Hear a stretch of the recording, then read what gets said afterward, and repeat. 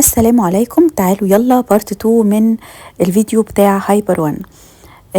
اول حاجه معايا في الفيديو الصلصه بتاعه ادمي. شايفين عاملين صلصه جاهزه بالملح والفلفل ب21 جنيه 75 قرش، وكمان عاملين صلصه جاهزه على الطبخ على طول بالثوم والبصل. شايفين المصانع المصري لما بتفكر بتبقى احلى من الاجنبي.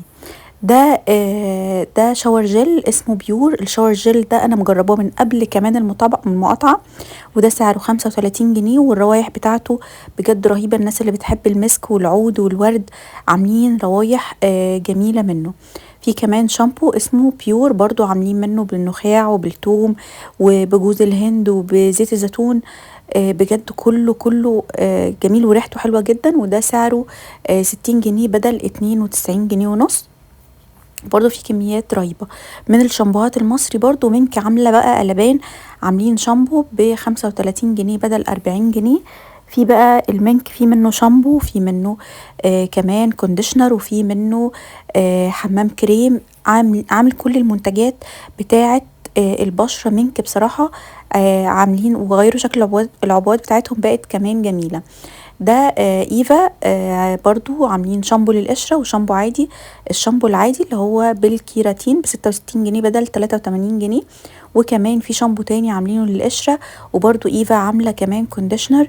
يعني المصانع المصري بدأت تشتغل. خلونا نكمل في المقاطعة وخلونا نشجع منتجات بلدنا. شايفين حتى الباكجينج بتاعنا حتى ده برضو كمان بدأ يتطور. الشامبو الايفا بتاع القشرة ب75 جنيه. في كمان هيربل الشامبو بتاعه ب58 جنيه بدل 73 جنيه.